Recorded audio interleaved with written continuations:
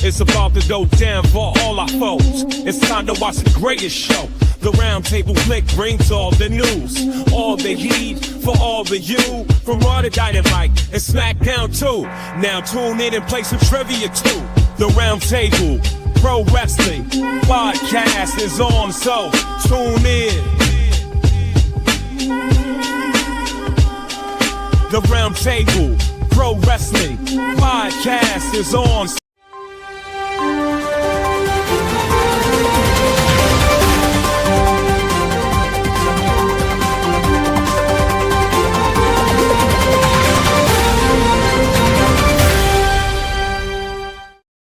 Yo, what is up, ladies and gentlemen? It is your boy, the Double B right here, the franchise player, Bad Blood, joined by Double S, your boy, Sunday Center, and our guest today, a man who needs no introduction, but I'm going to fucking introduce him anyway. This is your boy, Mike Regin. Ladies and gentlemen, welcome to the Roundtable Network News.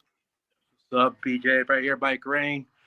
Been involved in the industry since the 90s and worked my way into the television scene and the background of the production of what it is to produce a storyline for wrestling, you know, and I've been working with Marquez, David Marquez to be exact, and his production team and what have you for a very long time, since 2014, and I got involved in that in his world, and I did my utmost best to do what I had to do in order to do the back end of his production.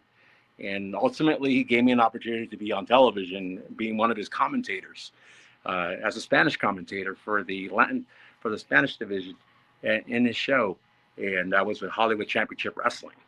And I'm here, and I've seen it all. I mean, I know what it takes to be, you know, a talent. You know, I've seen it. I've seen every single individual that's walked into that dressing room and talked with them and pretty much pick their mind and try to see where we're going to go next with that talent, you know?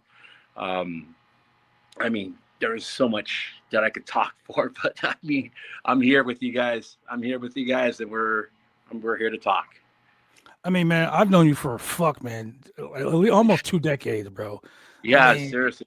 We were just talking off the air, like, dude, your kid's damn near your kid's an adult now, bro. It's crazy. Yeah, exactly. You know, she's been riding with me since she was 8 years old, and she's now 19.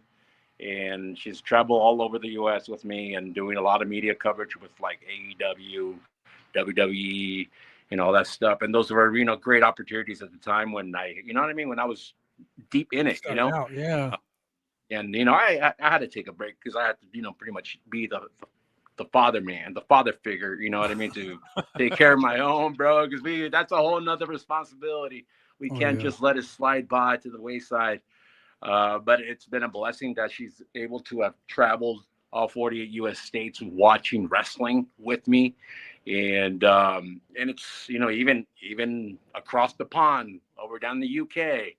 And you know, like a lot of WrestleManias. I mean, you know, dude, she has a lot under her belt on the WrestleMania chapter. Yeah.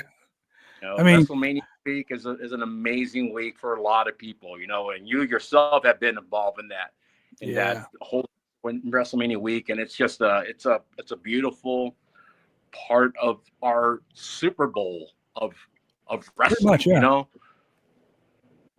So we discussed it, and like we do our usual Roundtable Pro Wrestling podcast, Monday Night Raw, you know, AEW, Dynamite, Collision, pay-per-views, all that stuff, right? We do trivia, we do everything on the show.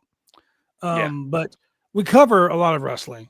And over the course of the last goddamn week, we've been talking about some of the releases and things that were happening on. But then we had the death of Sabu. Yes, I'm gonna play a video real quick, and then we're gonna jump into it. We're gonna discuss this because I know Center is gonna read some statements as well. So let me go ahead and get this video queued up. We're gonna talk about this, man, because this was some shit. Let's go.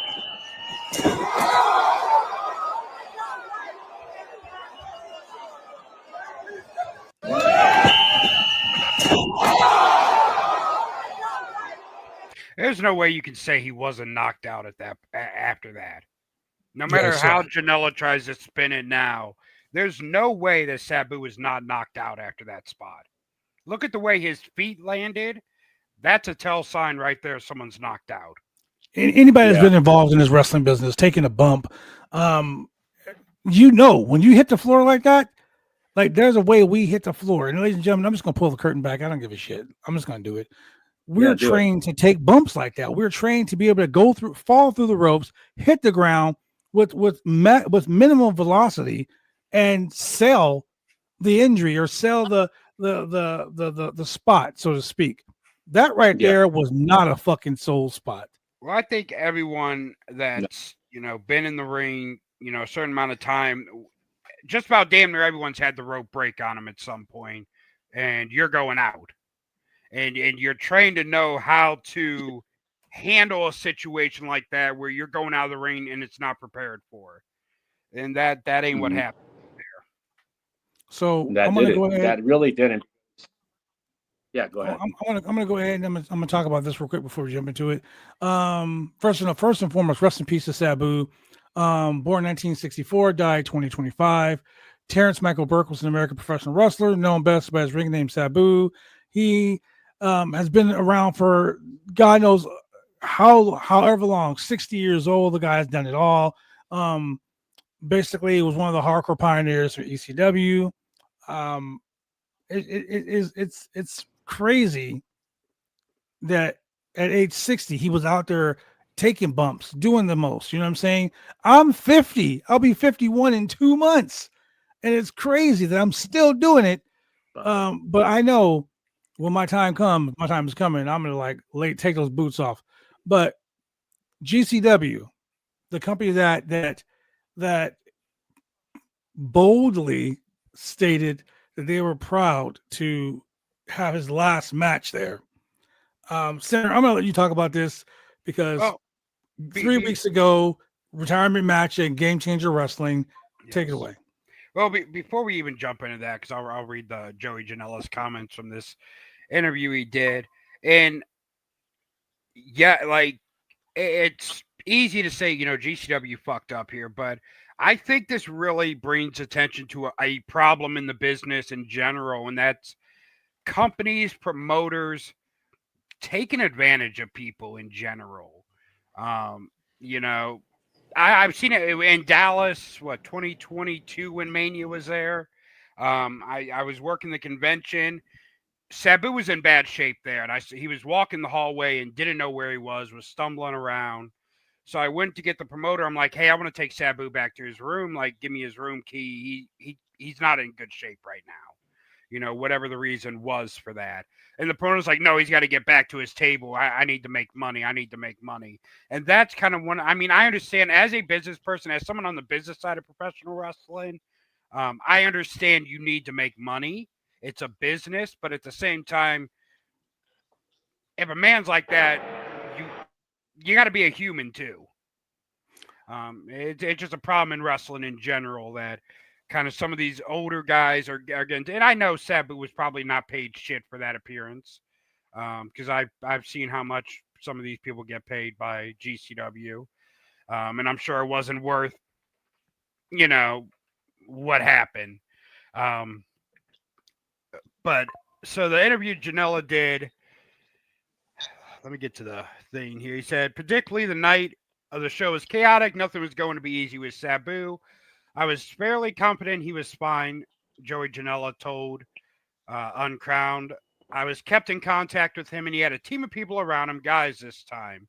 They were all saying he was ready to go, that he was going to the gym, that he was on a training program.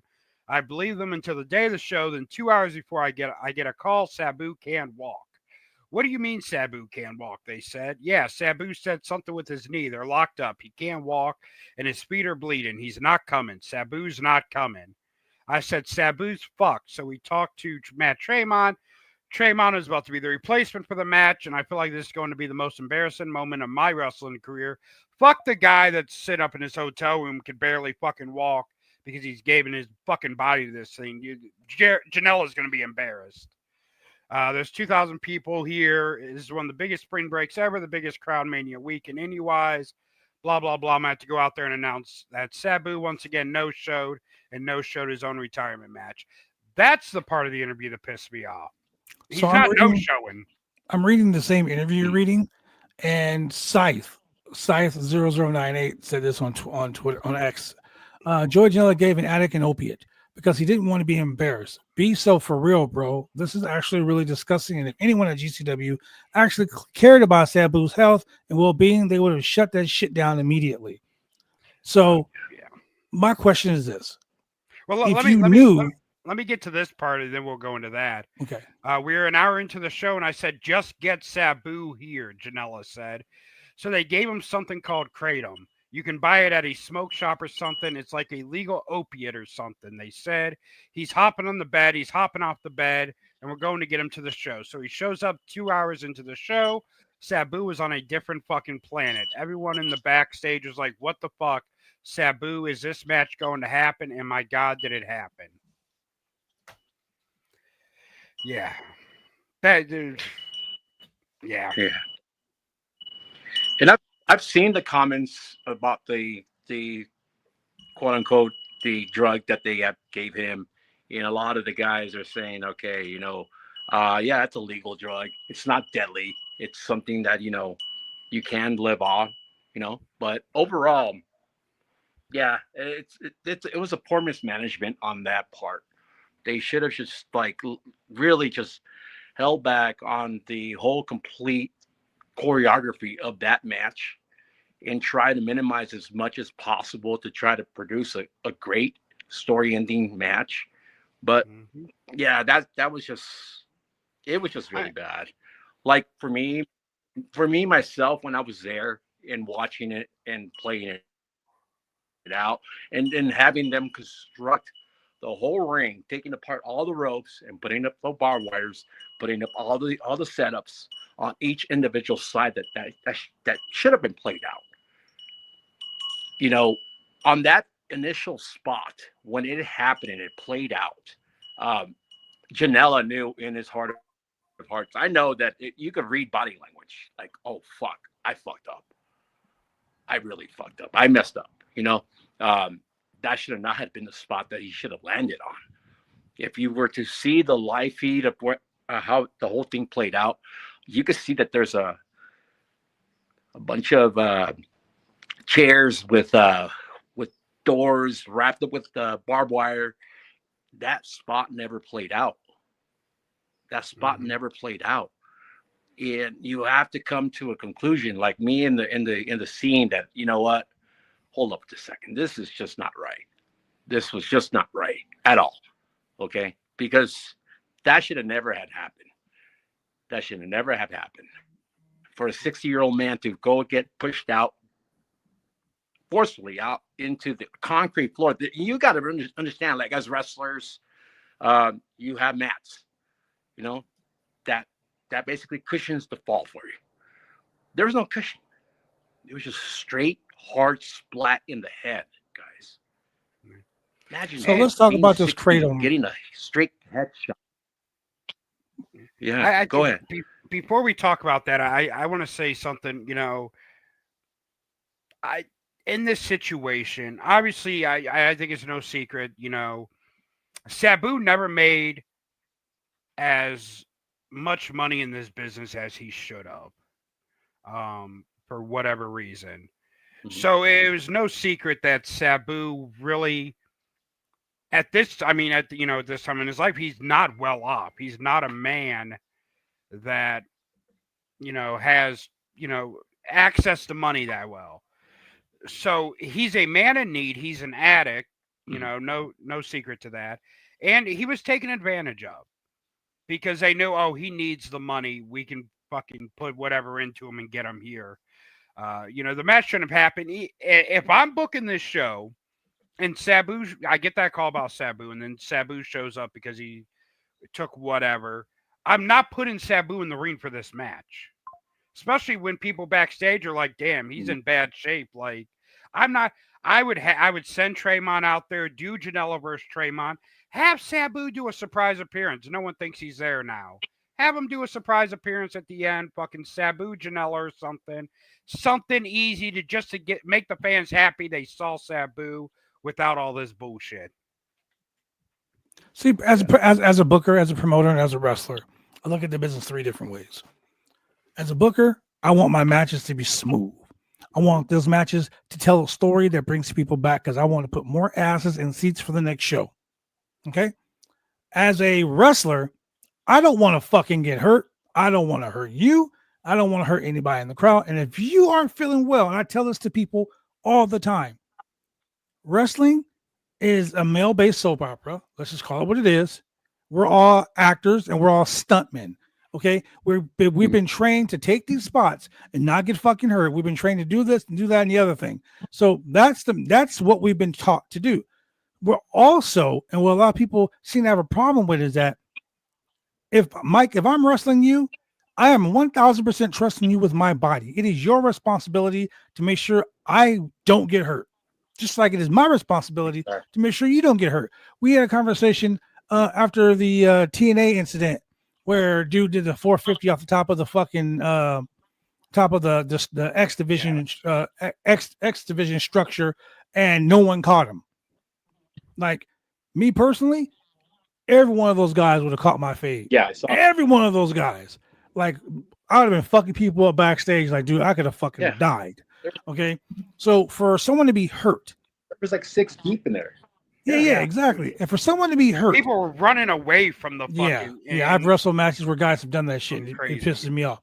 But when you're in a match like that, and you know that there's a spot where that's really dangerous, it is imperative that those guys know that they need to be there to be your safety net. Just like Janela knowing that, hey, fucking Sabu is hurting. You gave him Kratom. Kratom is a supplement. It's an energy booster, a mood lifter, a pain reliever. It's a remedy for quitting opiates, right? It's for withdrawals, right? So the guy's in enough pain to where he can't fucking stand up. And you want to push him out there to do something. Now, as an owner of a wrestling company and as a promoter, yes, I want to make my money. But there was 1,000 other ways you could have made that money. Sabu can't wrestle. That's perfectly fine. Sit Sabu at a table, make him the guest ring announcer, make him the guest fucking timekeeper, something. You know, get him out there. He can sign autographs where he can sit for hours and not have to worry about standing up and taking deadly fucking bumps, things like that. There's so many thousands of things you could have done to make your money. You know, so Brett Lauderdale, I don't personally know you, but I know a lot of guys that work at GCW.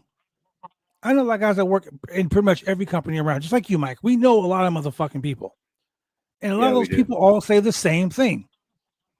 This was uncalled for. And GCW, let's be real with it.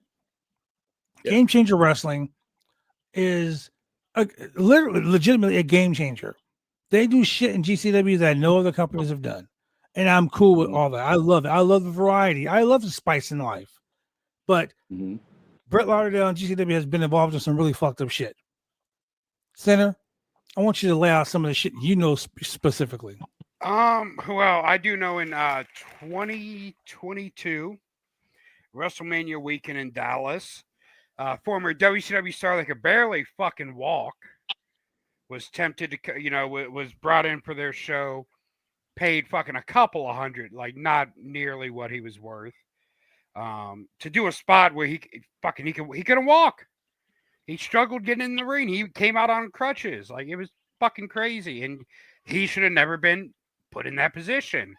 During COVID, there was the whole, situation where Brett Lauderdale was allegedly faking negative COVID test so he could run shows. They just a bunch of shit that just look at Nick Gage. I mean, how much shit has, Brett fucking enabled for Nick Gage over the years? Who fucking hit? Oh, we lost him. Who hit out Nick Gage when the bank robbery happened? It's many fucking things, man. It's a lot of shady stuff. And it goes beyond just being being a business person. It goes to just being a shitty human being at some point. I mean, I know at one point Nick Gage was going to rehab Yeah. and was giving drugs from people at GCW. So I mean, there's a lot of shit that's going on. Like it's when you're fucking enabling someone down the wrong path, it doesn't feel good. You know what I mean? It doesn't feel good. This whole situation with Sabu, man, so many like GCW denies that they deny. I guess for me, one of the things that really bothered me about this whole thing was the horrible ass way that Brett Lauderdale did his statement. Yeah. The statement is what got me. Like we were on the show reading the statement, and I was just like, are you fucking kidding me? Like some of the shit that's being said, right? It's like, okay, let's throw him under the bus. Yeah, Sabu was this, that, and the other thing, but let's throw him under the bus. He's my good friend and I love him, but I'm gonna fucking shit on him as best as possible. Like that's how I felt. It was portrayed. Biggest problem in this whole situation, the fallout from it, is the lack of accountability on the parts of the people involved in it. Yeah, let me read this real quick. As a rule, I try. This is Brett Lauderdale's official statement on Twitter. As a rule, I try not to respond to every claim on social media, but sometimes I need to speak up and get it on the record. When I received word of Sabu's passing on Sunday, I was devastated. I've known Sabu personally for over 20 years and have been in constant contact with him for the last 2. We were friends, and I cared about him and have a deep respect for him. In the months leading up to the match, I told him repeatedly how much I believed in him and how excited I was for him to finally get his flowers and be celebrated the way he had earned and deserved. He was both nervous and excited, but determined to give his fans one last extreme performance to remember. Okay. Any suggestions that I or GCW or George Janela forced him to do this match, supplied him with substance this. Let me go to the next one real quick because I broke them down. There's statement 2. Let's open statement 2. The cause of death is irresponsible, disingenuous, hurtful, and false. It is upsetting and discouraged to see people so eager to cast judgment without knowledge of the facts. Okay, I'm one of those guys that I'm never going to fucking shit on someone unless I have receipts. I need to have all the receipts because I will never be someone that's going to get hit with defamation or any other bullshit. But these are exactly your words, not mine. These are your words that you posted on Twitter. I would have not known. Okay, so here's the thing, and before you continue, people are going based off of what one of your top guys fucking said in an interview. Yep. It ain't like people just pulled this out of their ass and was like, oh, this is because your top guy went on like a fucking idiot on a news site bragging about they fucking gave this man drugs to show up and do a match he shouldn't have been doing, and that he was knocked out during it and you kept going. That's your star that said that, not the fans. So he says here, I would never knowingly put someone who I believe was in danger to themselves or others in the ring, and my track record shows that this to be true. I have pulled people in a public and painful manner from big matches before, sometimes literally moments before a match was to begin, and I would do it again if I had to. I spoke to Sabu moments before the match, and he was Sabu. He was the same Sabu I encountered in years past when I participated in his matches as a referee and later as a promoter. He was the same Sabu who I met the following day at WrestleCon, and the same Sabu that made multiple, let me go open the third one, made multiple appearances on podcasts and at conventions in the weeks that followed. The truth is, Sabu lived a hard life, both in and outside of the ring. He was fearless and reckless, qualities that both endeared him to millions and made us worry about him at the same time. Decades of extreme took toll on his body, and no matter what we want to believe, no one is immortal. While Sabu will live forever, Terry Brunk will not. Unfortunately, his time has finally come. It is sad, and my heart goes out to his friends and family, and I join them in mourning. Now, this is the part that really makes me feel sick to my stomach. I feel lucky and blessed to have known him, and I am proud to have been able to host his final match. Sabu was a legend, and his impact on the world was immensible and will never be forgotten. So hold on one second. You're telling me after all of this, you were proud that you were the guy who showcased him last? Like that's pretty fucked up to say. Pretty bold. It is a very tone deaf statement. Obviously, Brett has no fucking PR training at all. Obvious by that statement.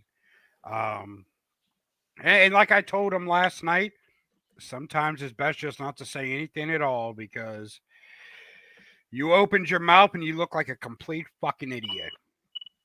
Not only did he look like a complete idiot, but he looked like a complete heartless idiot. Oh yeah. Oh, I'm glad we could host his last match. Oh, Sam, it's like I made this analogy last night. It's like in the Wizard of Oz where he's like, "Don't look behind the curtain. No, look out there at the giant head." Like, no, we see you. We see you for who you are, and we see what you're doing, Brad. You're not fucking gonna be able to, fucking redirect us somewhere else. Come on now. Mike, what are your thoughts? My thoughts during that initial incident and how it all played out. So yeah, obviously he hit pretty hard. He hit really hard, and I'm talking to GCW officials. They are at ringside, telling them, take him to the hospital, take him backstage, do something.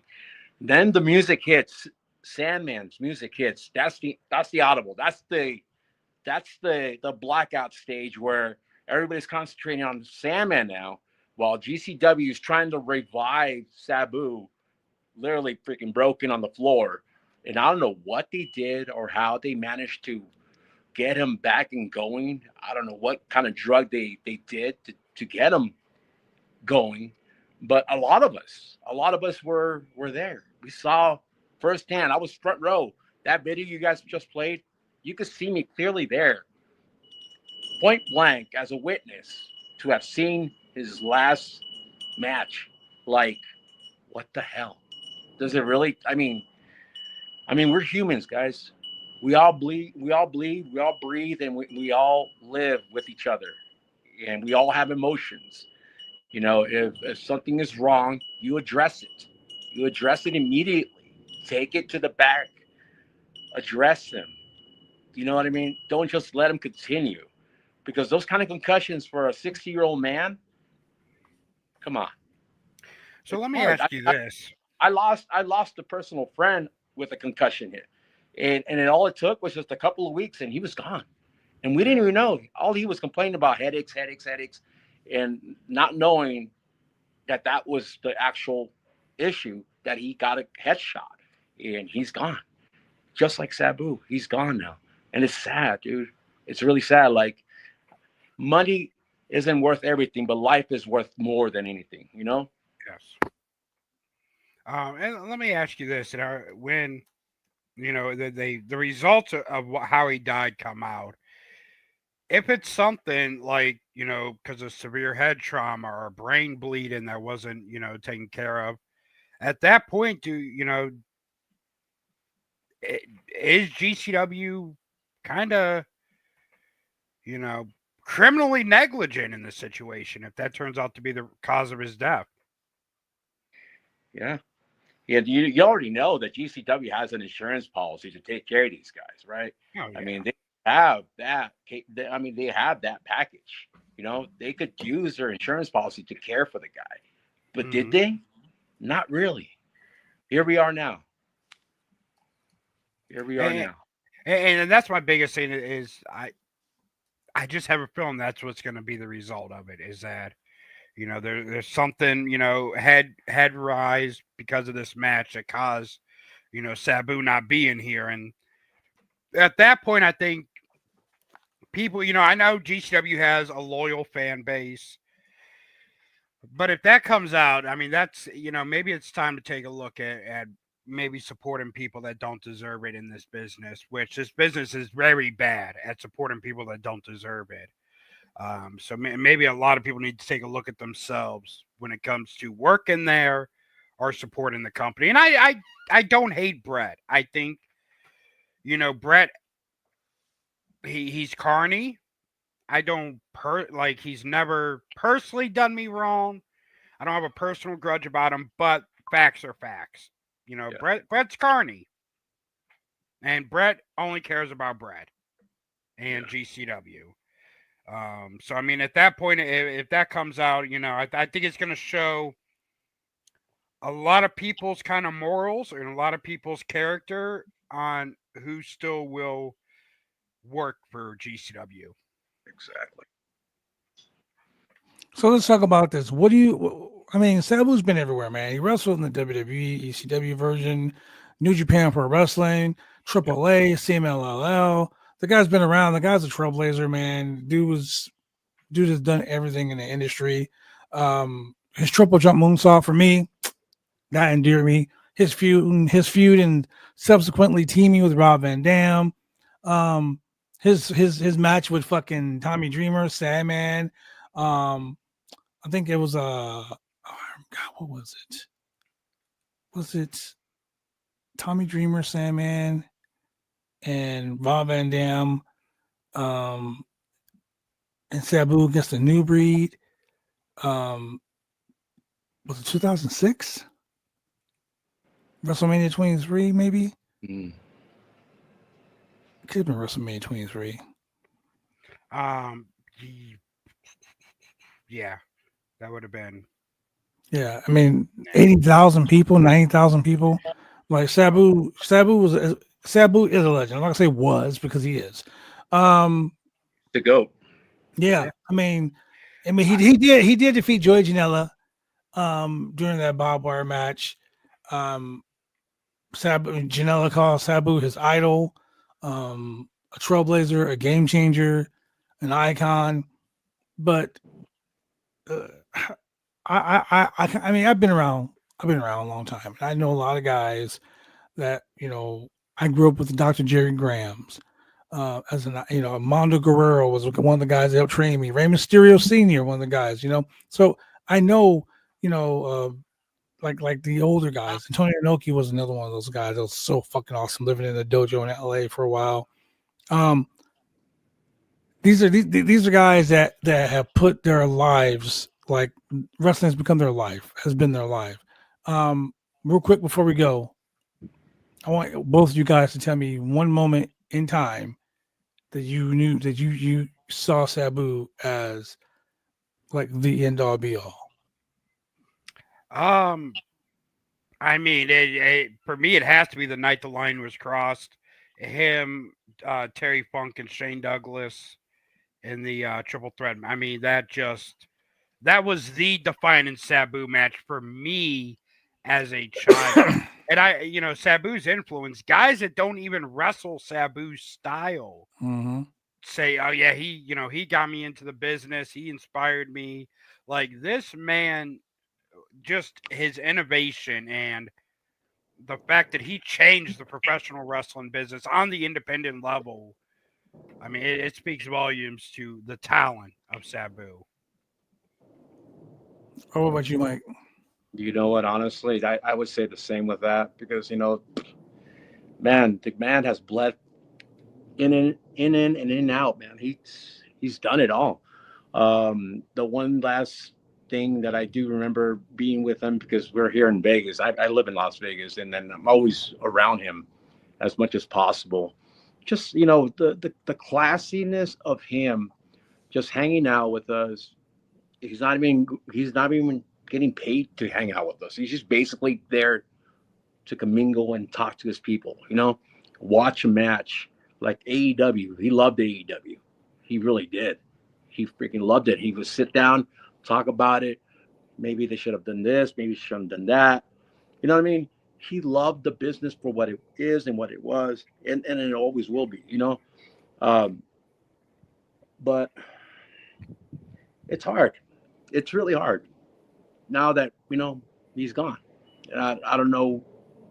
I mean, I don't know if the wrestling scene is going to change from this point forward because obviously we all we're all seeing the outcome of what happened. But overall, something has to change. Something has to change in this industry for us to not lose these kind of people in our lives. We would want them to, rest away in a classy manner, but not like this. Yeah. It's crazy. We need to learn as a business, as an industry, to give these legends and these people their flowers without making them get back in the ring. Yeah. You can honor these, even now, like when I see Ricky Morton get in the ring still at his age, doing these Canadian destroyers and shit. It's awesome to see Ricky still go, but at the same time, he shouldn't have to. This business needs to do better at taking care of the people that gave us a business to where we can live in now. Exactly. I'm gonna tell you, I have personal stories, and I'm gonna share one about Sabu. I was friends with Melissa. A lot of people don't know Melissa Coates was Super Genie. She was, I think she was like a bodybuilder and an actress, but she was involved in NWA when I first met her.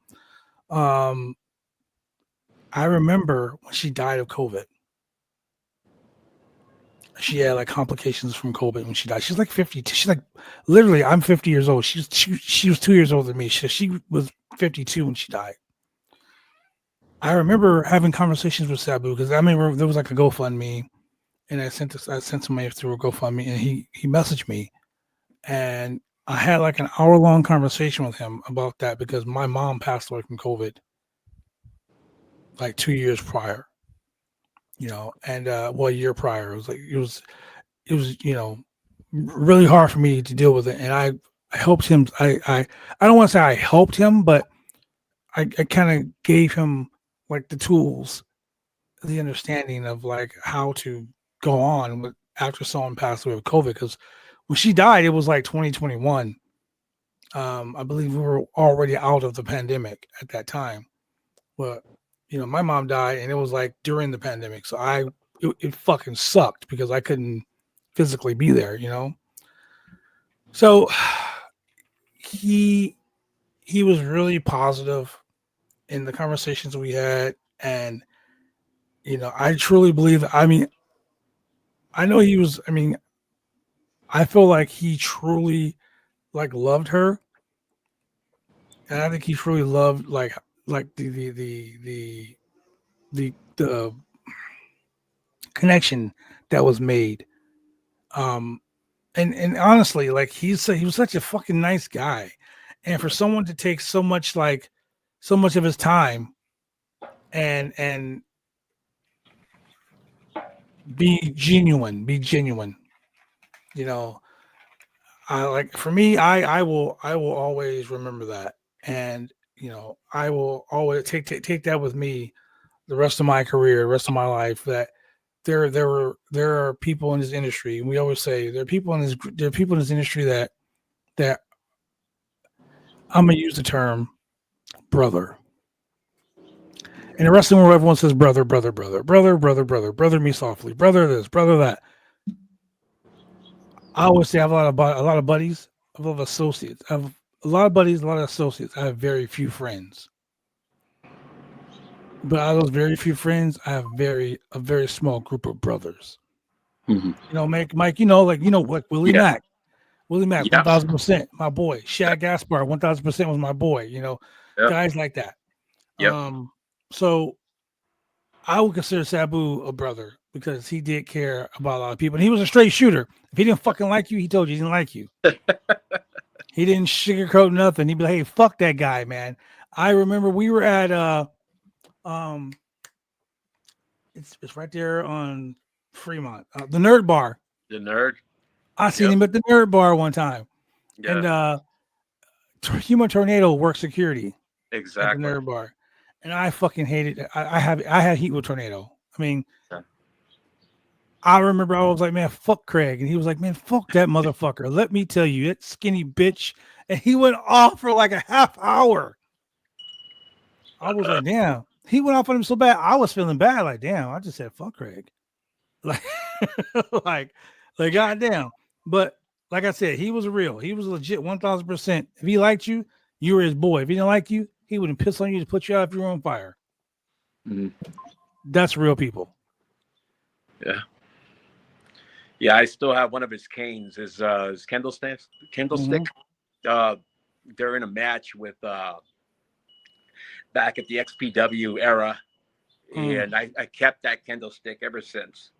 I have it here, but it's in storage. I have to pull it out sometime. But I've shared this on my social media where I took a picture of it, and I've told stories about this candlestick because he was like the first one that laid it out, and he'll be the only one that actually would have the greatest memory of all time, man. Like, he's a straight shooter.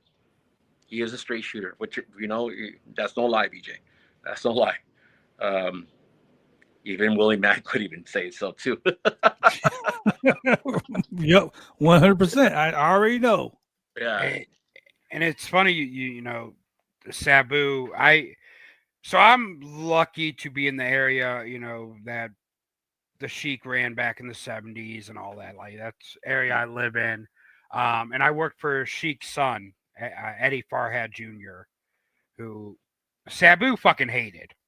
Yep. But Sabu would come in for him just because that's family. Like, that's one thing about Sabu. He had a deep love for like his family legacy and who his uncle was and just all that. So, you know, Sabu would come in for him even though he hated his guts. But just to hear Sabu just talk about him backstage, sitting back there and hearing Sabu go off about every little fucking thing, like trying to do a locker room meeting with Eddie Farhad Sr. or Jr., and he would fucking, you know, okay, our first match is going to be this versus this, and we're going to do this. And Sabu would, that's fucking stupid. Like, everything Eddie said, which is Sabu, well, that's stupid. You can't book for shit. I'm like, this guy. But he showed up and he would do what he does because he loves the business and he loved his family legacy. yeah. You know, it's funny that Sabu, you know how he got his name, Sabu? I think it was an actor. Mm-hmm. It was an actor with the same name, and I guess he liked his movies, and he was an Indian actor back in the day. Sabu the Elephant Boy. Yep. It's crazy. Well, ladies and gentlemen, I would like to thank you, Mike, for joining us. Cross Center, it's always a pleasure, my friend. I just wanted to leave everybody with this. Wrestling is a very hard sport. If you're a professional wrestler and you're in this business, bumps, bruises. People always ask me, do you train people? I would say no. I try to discourage people from becoming professional wrestlers because it's a lifestyle. It's not a hobby. No, it's not. Once you become a wrestler, it's ingrained in you. Like, you live this. Sabu lived a hardcore life as a hardcore wrestler, died a hardcore icon. But those that knew Sabu, they knew the person, not the gimmick. They knew Terry. They knew Terry, not Sabu. Yeah. The point I'm making is never, ever, ever forget where you come from and where you're going and where you've been. Because at the end of the day, your person is how your legacy is left. Sabu left a legacy of hardcore wrestling, but of also being a real stand-up guy, being a guy who didn't believe in any bullshit, a guy who would tell you like it was 100% of the time. Whether you liked it or you didn't like it, you heard it and you respected it. So go hug someone, tell someone you love them. And if you're a wrestler out there, always remember, tuck your chin to your chest, bump safe. With that being said, thank you very much for joining us. Have a good day.